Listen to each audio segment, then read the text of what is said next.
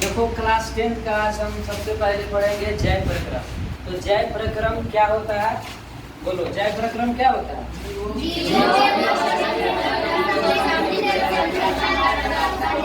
जीवों में सभी प्रक्रम जो अनुरक्षण या सम्मिलित और अनुरक्षण का कार्य करता है उसको क्या बोलते हैं? बोलते हैं।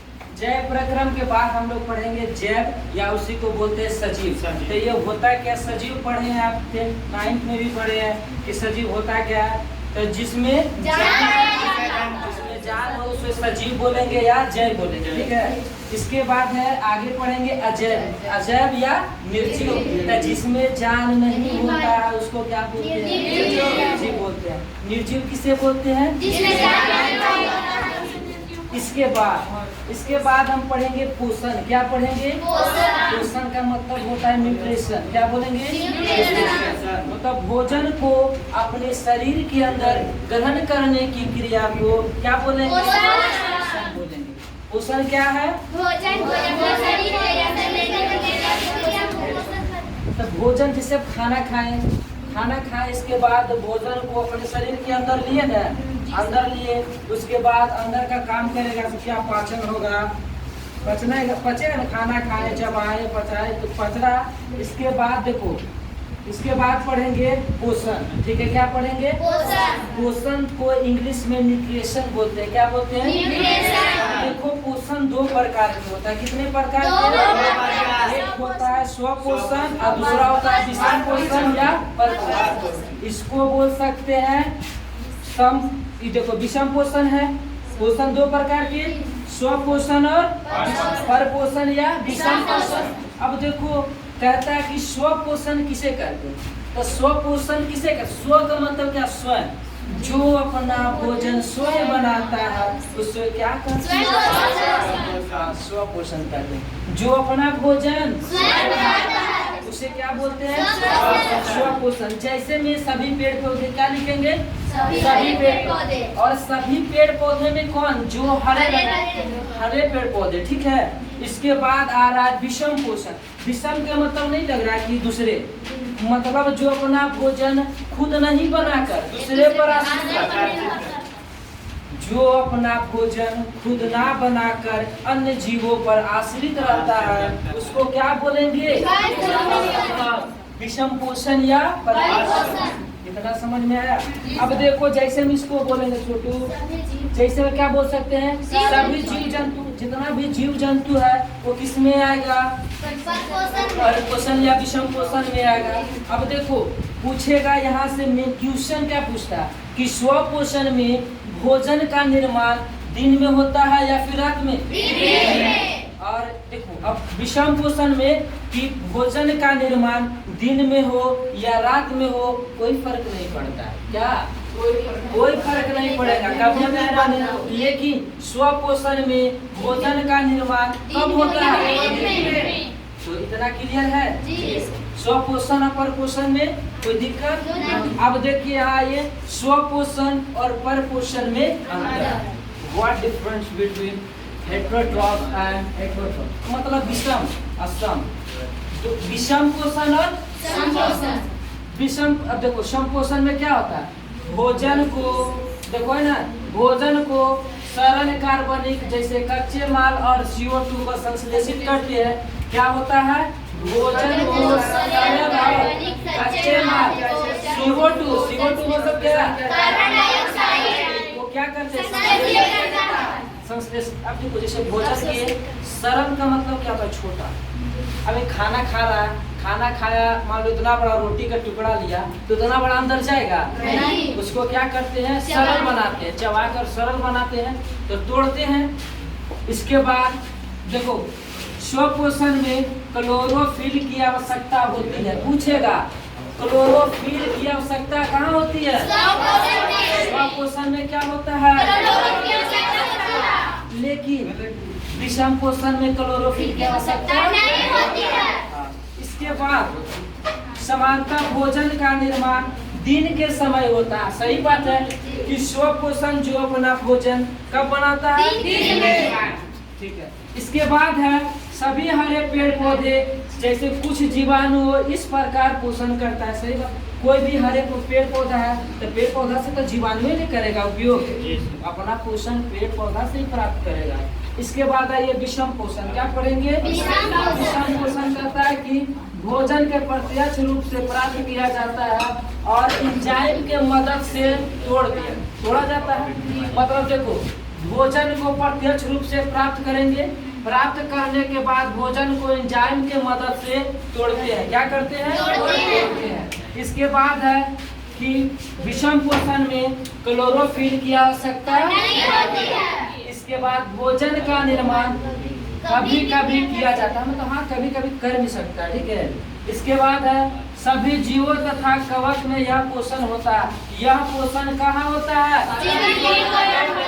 हाँ, सभी जीव। विषम पोषण पूछेगा, विषम पोषण में भोजन किस कहाँ होता है? सभी सजीवों तथा कवक में यह पोषण होता है, ठीक है। इसके बाद आइए आपको पढ़ना है आगे प्रकाश संश्लेषण। क्या पढ़ेंगे? इसको इंग्लिश में फोटोसिंथेसिस बोलते हैं। क्या बोलते हैं? फोटोसिंथेसिस। फोटोसिंथेसिस क्या होता है? पेड़ पौधे सूर्य प्रकाश की उपस्थिति में वायुमंडल में उपस्थित कार्बनिक पदार्थ CO2 जल की सहायता से क्लोरोफिल में अपना भोजन बनाते हैं। उससे प्रकाश संश्लेषण, उसे क्या कहते हैं? प्रकाश संश्लेषण कब होगा? पेड़ पौधे सूर्य प्रकाश की उपस्थिति, मतलब पेड़ पौधा जब सूर्य प्रकाश की उपस्थिति में रहेगा और वायुमंडल में उपस्थित होना चाहिए। कहाँ? वायुमंडल में उपस्थित क्या? कार्बनिक पदार्थ। कार्बनिक पदार्थ कौन कौन होता है? कार्बन डाइऑक्साइड और जल की सहायता से क्लोरोफिल अपना भोजन बनाते हैं। क्लोरोफिल अपना भोजन बनाते हैं, जिससे ऊर्जा संचित होता है। जिससे क्या होता है? ऊर्जा संचित मतलब क्या बनता है? ऊर्जा, एनर्जी का स्टोर होता है, जमा होता है, ठीक है। इसके बाद हम पढ़ेंगे, देखो क्वेश्चन है कि प्रकाश संश्लेषण के लिए कच्ची सामग्री पौधों में कहाँ होता है, ठीक है। क्वेश्चन क्या है? प्रकाश संश्लेषण के लिए कच्ची सामग्री पौधों से कहाँ से, मतलब पौधों में कहाँ से प्राप्त होगा, ठीक है। तो क्या लिखेंगे? पहले जल से, है ना जी। यहाँ देखो एक चीज और छूट गया है, देखो जैसे अब पूछेगा, पहले जानेंगे ये प्रकाश संश्लेषण के रासायनिक समीकरण, ये नहीं है, ठीक है। प्रकाश संश्लेषण के रासायनिक समीकरण समझना है। क्या होगा? पहले CO2 आएगा, कार्बन डाइऑक्साइड, इसके बाद क्या होगा? जल आएगा, जल के बाद जब क्लोरोफिल, जब सूर्य प्रकाश की उपस्थिति में क्लोरोफिल होगा और क्या बनाएगा? कोश का निर्माण करता है। और O2 का मतलब H2O का मतलब O2 का मतलब H2 का मतलब जल, ठीक है। अब देखो प्रकाश संश्लेषण के लिए आवश्यक कच्ची सामग्री कौन कौन होता है, जो समझना है, ठीक है। प्रकाश संश्लेषण के लिए कच्ची सामग्री कौन कौन होती है?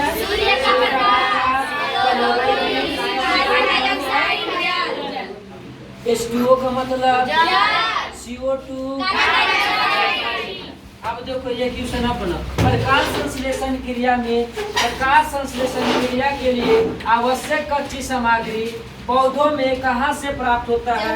तो जल से। इसके बाद क्या? जल, क्लोरोफिल, कार्बन डाइऑक्साइड, सूर्य के प्रकाश से। तो वही लिखे हैं, जल से क्या? पौधों के जड़ की भूमि। अब देखो मान लो कोई पौधा कब, जैसे पौधा कब उत्पन्न करेगा, मतलब कब ग्रोथ करेगा। अब पौधा लगा दिए आप और उसमें पानी नहीं डाल रहे तो क्या ये होगा? नहीं होगा, बिल्कुल नहीं होगा। अब यही एक पौधा आप लगाइए और उसमें समय सीमा से उसमें पानी डाल दिया जाए तो क्या पौधा ग्रो करेगा कि नहीं? वृद्धि करेगा कि नहीं? पौधों में वृद्धि होगा। इसके बाद है कार्बन डाइऑक्साइड से भी कर सकते हैं। तो कार्बन डाइऑक्साइड क्या कहता है? पौधों से वायुमंडल रंध्र द्वारा, पौधों में इसे वायुमंडल से रंध्र प्राप्त होता है। अब कल बढ़ाए थे रंध्र क्या होता है?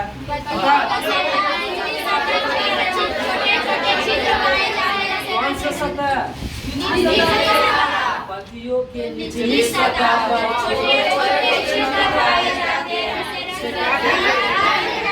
रंध्र को स्टोमाटा अब पूछेगा रंध्र क्या आएगा, भुलाएगा नहीं, बिल्कुल नहीं भुलाएगा, 110% गारंटी है। इसके बाद देखो क्या करे, क्लोरोफिल से भी हो सकता है कच्ची सामग्री का।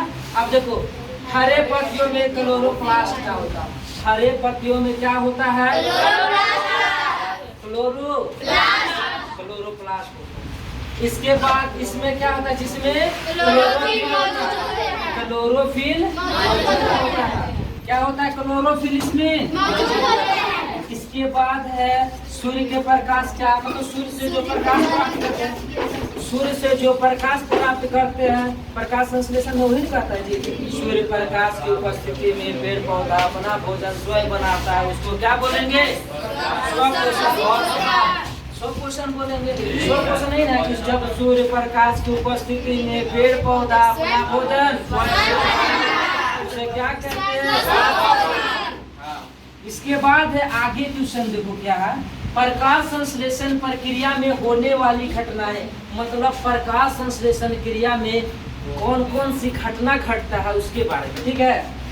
तब देखो क्या है, क्लोरोफिल द्वारा प्रकाश ऊर्जा को अवशोषित करता है, क्या करता है, क्लोरोफिल द्वारा प्रकाश ऊर्जा को अवशोषित करता है। इसके बाद है प्रकाशीय ऊर्जा को रासायनिक ऊर्जा में प्रकाशीय ऊर्जा को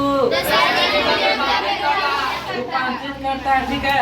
इसके बाद है जल के अणुओं का हाइड्रोजन तथा ऑक्सीजन में विखंडन होता है। विखंडन मतलब क्या, टूटता है, विखंडन मतलब क्या, टूटना। अब देखो जल के अणु जो होगा वो हाइड्रोजन और ऑक्सीजन में क्या करेगा, विखंडित होगा, ठीक है। आगे क्वेश्चन देखो क्या करना, ये सब मेन क्वेश्चन है, बोर्ड के क्वेश्चन एकदम इम्पोर्टेंट क्वेश्चन। इसके बाद है प्रकाश संश्लेषण प्रक्रम के दौरान होने वाली कोई दो घटनाओं को लिखेगा, पूछ देगा, दो लिखेगा तब। देखो प्रकाश संश्लेषण प्रक्रम के दौरान होने वाली दो घटनाएं को लिखे, तो क्या क्या लिखिएगा,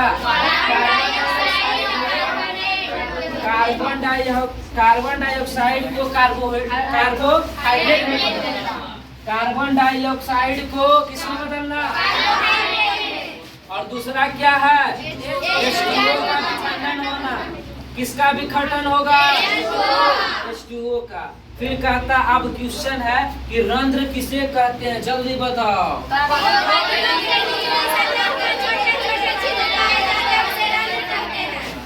अब पूछेगा रंध्र के कार्य लिख लेगा कि नहीं लिखेगा, रंध्र के दो कार्य एकदम अच्छा से लिखेगा, फिर रंध्र के चित्र पार देगा, खुला कब होता है और बंद कब होता है। इसके बाद अब हम लोग पढ़ेंगे मानव में पोषण, क्या पढ़ेंगे, मानव में पोषण। देखो कितने प्रकार से होता है, जल्दी बोलो। पहला पढ़ेंगे अंतःग्रहण, इसके बाद स्वांगीकरण, क्या लिखा हुआ है, इसके बाद कुछ लिखा है, बाह्य क्षेपण, क्या लिखा हुआ, लिखा हुआ। अब सबसे अब छोटू सोचो कि भोजन को यहाँ से देखो, प्रकार से कौन कौन